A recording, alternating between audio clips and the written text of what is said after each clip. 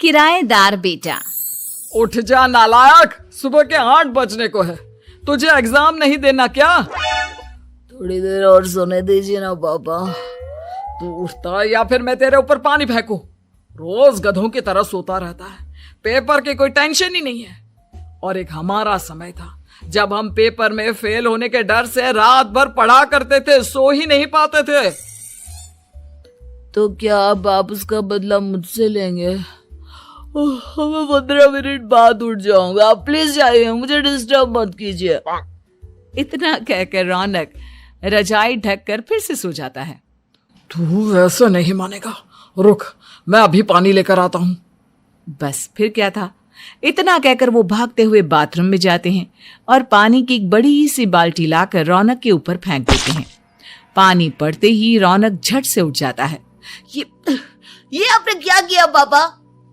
अब तो उठेगा नहीं तो यही करना पड़ेगा ना। वैसे थैंक्स डैड, आपके कारण ना अब मुझे नहाने की भी जरूरत नहीं पड़ेगी। चलिए अब आप माँ से बोलकर मेरे कपड़े निकलवा दीजिए, तब तक मैं ब्रश कर लेता हूँ। वैसे कल ना आप एक काम और करना, नहलाने के साथ साथ मुझे ब्रश भी करवा देना। ये ब्रश करने में ना मुझे बहुत आलस आता है। रौनक की बातों से अरविंद का मुंह खुला का खुला रह जाता है। वो अपनी पत्नी कमला के पास जाता है और रौनक की हरकतों के बारे में बताता है, जिसे सुन उसकी पत्नी हंसने लगती है। तुम अपने बेटे को समझाने के बजाय हंस रही हो। रौनक बच्चा है, धीरे धीरे सुधर जाएगा, आप क्यों उसके पीछे पड़े रहते हो? अभी नहीं सुधरेगा तो कब सुधरेगा? 10वीं क्लास में है रौनक, वो अब कोई बच्चा नहीं रहा। अरविंद की इतना बोलते ही वहां रौनक भी आ जाता है। क्या डैड, मैंने आपको एक काम दिया था, वो भी नहीं हुआ आपसे। अरे क्या हुआ बेटा? माँ, मैंने डैड से बोला था कि वो आपको बोलकर मेरे स्कूल की यूनिफॉर्म निकाल दे, लेकिन मेरे पीछे पड़ने के अलावा इनसे एक काम ढंग से नहीं होता। देख रही हो कमला, देख रही हो अपने लाडले को? अरे आप चुप रहिए जी। चलो बेटा, मैं तुम्हें कपड़े निकाल कर दे देती हूँ। बस ऐसे ही साल पर साल बीतते जाते हैं, लेकिन रौनक के रवैये में कोई बदलाव नहीं आता। वो पहले से भी ज्यादा आलसी और पूरी तरह अपने माता पिता पर निर्भर हो जाता है। 2 साल बाद पता नहीं कहाँ गायब रहता है पूरे दिन, अब तक तो आ जाना चाहिए था। अरे आप इतनी फिक्र क्यों कर रहे हैं उसकी? दोस्तों के साथ खेल रहा होगा, आ जाएगा अभी। ये कोई टाइम है खेलने का? 10 बजने वाले हैं, इतनी रात में कौन खेलता है? कमला कुछ कहती उससे पहले ही रौनक वहां आ जाता है। मम्मी जल्दी से खाना लगा दो, बहुत भूख लग रही है। तुम्हें तब तक खाना नहीं मिलेगा जब तक तुम बता नहीं देते कि इतनी रात गए कहां से आ रहे हो। ओ प्लीज डैड, अब आप एसी पे प्रद्युमन बनकर मेरे सर पर बंदूक लेकर मत बैठ जाना। अपनी फालतू की बकवास बंद कर और बता कहां से आ रहा है। माँ अब समझाइए ना डैड को। बता देना बेटा, इनको भी तसल्ली हो जाएगी। आप बोल रही हैं तो बता देता हूँ, मैं दोस्तों के साथ मूवी देखने गया था, इसलिए देर हो गई। तो इन सब चीजों में मेरे पैसे उड़ाता है? कभी 1 रुपया कमाने के बारे में सोचा है तूने? जब देखो हवा की तरह पैसे उड़ाता रहता है। माँ अब आप इन्हें चुप करा दीजिए, वरना ना मुझे गुस्सा आ जाएगा। अच्छा क्या कर लेगा? बता ना, क्या कर लेगा तू? वैसे बात तो ठीक ही है, मैं कर ही क्या सकता हूँ, पैसे तो फिर भी मैं आपसे ही मांगूंगा ना। चलिए अब ये सब बात छोड़िए और मम्मी मेरे लिए खाना लगा दीजिए। अभी लगा देती हूँ बेटा। मैं बता रहा हूँ कमला, एक दिन ये ऐसे ही बिगड़ जाएगा। ओफो, आप क्यों इतना पीछे पड़े रहते हो मेरे बच्चे के? बात की बाद में देखेंगे, अभी आप शांति से उसे खाना खाने देंगे। अगले दिन, डैडी मुझे 10,000 रुपए चाहिए। हाँ? अब इतने पैसे क्यों चाहिए तुझे? डैड आप बिना सवाल किए कभी पैसे नहीं दे सकते क्या? जब तक तू बताएगा नहीं तुझे पैसे भी नहीं मिलेंगे। अरे अब आप अपने बेटे को पैसे भी नहीं दे सकते? नालायक, तेरी उम्र के लोग नौकरी करते हैं और एक तू है जो नौकरी करने का नाम ही नहीं लेता कभी।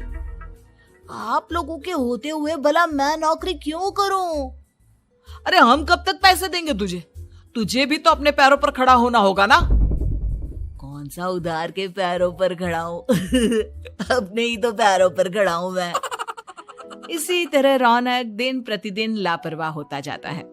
उसकी लापरवाही को देखते हुए अरविंद और कमला अपने बेटे की शादी कराने का फैसला लेते हैं और 1 महीने के अंदर अंदर ही रौनक की शादी मेघा नाम की लड़की से करा देते हैं। शादी के कुछ दिन बाद, रौनक, मुझे एक अच्छी सी साड़ी चाहिए, आप ला दोगी ना?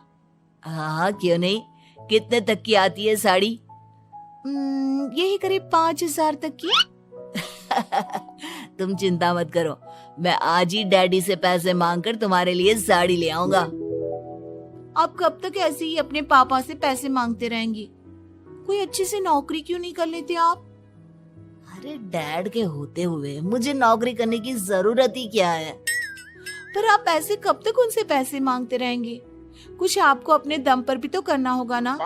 अब तुम भी बाकी लोगों की तरह मुझे ज्ञान देना शुरू मत कर देना। साड़ी चाहिए ना तुम्हें, मिल जाएगी बस।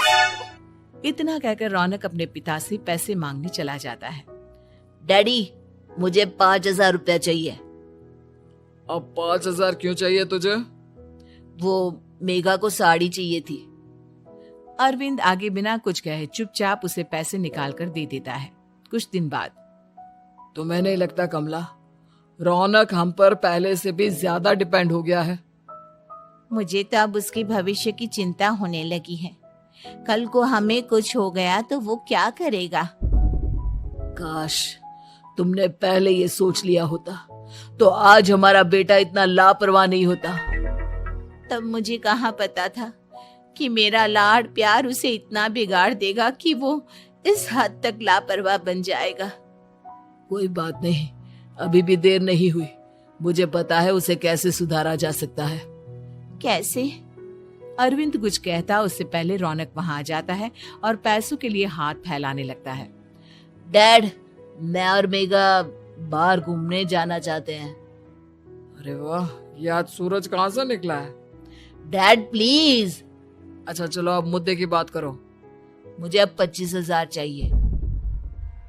अब तुम्हें 1 रुपया भी नहीं मिलने वाला। अगर तुम्हें पैसों की इतनी ही जरूरत है तो कोई ढंग की नौकरी कर लो। मम्मी, आप कुछ कहिए ना डैड को। बेटा, वो गलत क्या बोल रहे हैं?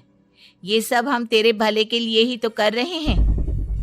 मम्मा, मैंने बताया ना आपको, मुझे नहीं करनी कोई जॉब वॉब। तो ठीक है, निकल जाओ हमारे घर से। तुम्हारे जैसे लोगों के लिए मैंने ये घर खड़ा नहीं किया है। जितना ये घर आपका है ना, उतना ही मेरा भी है।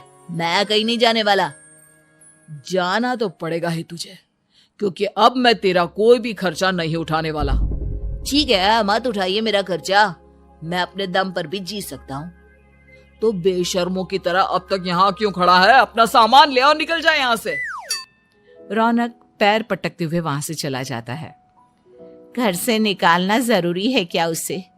बिना पैसों के कौन रखेगा उसे किराए पर? अगर उसका भविष्य सुधारना है तो हमें अपने दिल पर पत्थर रखकर ये कदम उठाना ही होगा।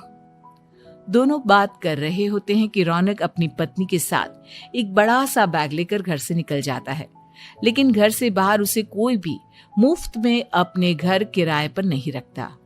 अंत में थक हार कर वो फिर से अपने घर चला जाता है। क्या हुआ? थोड़ी देर पहले तो दहाड़ते हुए घर से निकला था, अब क्या हुआ? नहीं रखा ना किसी ने तुझे किराए पर? डैड प्लीज, मैं कुछ दिनों में कोई अच्छी सी नौकरी शुरू कर दूंगा। आप तब तक तो हमें रख लीजिए प्लीज। सुबह से रात हो चुकी है लेकिन कोई हमें रखने को राजी नहीं है। अब आप ही बताइए, इतनी रात को मैं मेघा को लेकर कहाँ जाऊंगा? ठीक है ठीक है, बहू की वजह से मैं तुझे घर पर रख रहा हूँ, लेकिन तू इस घर में एक बेटे की नहीं बल्कि एक किराएदार की हैसियत से रहेगा। 3 महीने है तेरे पास। इन 3 महीनों के अंदर अंदर मुझे तेरी पहली तनख्वाह हाथ में चाहिए, समझ गया? पक्का डैड, इन 3 महीनों के अंदर अंदर तो कोई बढ़िया सी नौकरी ढूंढ ही लूंगा मैं। ऐसे ही धीरे धीरे समय बीतने लगता है और अरविंद के दिए 3 महीनों में से 2 महीने बीत चुके होते हैं। पापा जी ने हमें 3 महीने दिए थे, जिसमें से 2 महीने तो बीत चुके हैं। अब ये आखिरी महीना बचा है। अरे तुम चिंता मत करो, आज मेरा ना 2 जगह इंटरव्यू है, दोनों में से कहीं ना कहीं तो जॉब लगी जाएगी। अच्छा, all the best. Raunak interview के लिए निकल जाता है, जिसके बाद शाम में रौनक घर आता है। कैसा गया इंटरव्यू? आपकी नौकरी लगी या नहीं? अरे पहले सांस तो ले लेने दो अच्छे से। बताइए ना, मुझसे तो जरा भी इंतजार नहीं हो रहा है। वो दरअसल बात यह है कि मेरी नौकरी तो लग चुकी है, लेकिन पैसे बहुत कम है। कितने पैसे हैं? 15,000। इतने में अरविंद और कमला मिठाई का डिब्बा लेकर आ जाते हैं। बधाई हो बेटा। हम जानते थे तेरी जॉब जरूर लगेगी। लेकिन मेरी सैलरी बहुत कम है मम्मा। कम है तो क्या हुआ, धीरे धीरे बढ़ जाएगी। हाँ बेटा, हम तो बस चाहते थे कि तू अपने पैरों पर खड़ा हो जाए। मतलब अब आप मुझे घर से नहीं निकालेंगे? नहीं, ये सब हमने तुझे जिम्मेदार इंसान बनाने के लिए किया था। Thank you mummy papa. अगर आप दोनों ऐसा नहीं करते तो मुझे कभी अपनी जिम्मेदारियों का एहसास तक नहीं होता। आज आपने मुझे सिखा दिया कि इंसान का अपने पैरों पर खड़ा होना भी जरूरी होता है। इतना कहकर रौनक झट से अपने माता पिता के गले लग जाता है और अपनी कमाई की पहली तनख्वाह वो अपने माता पिता के हाथ में सौंपता है। इस तरह रौनक एक गैर जिम्मेदार व्यक्ति से एक जिम्मेदार व्यक्ति बन जाता है।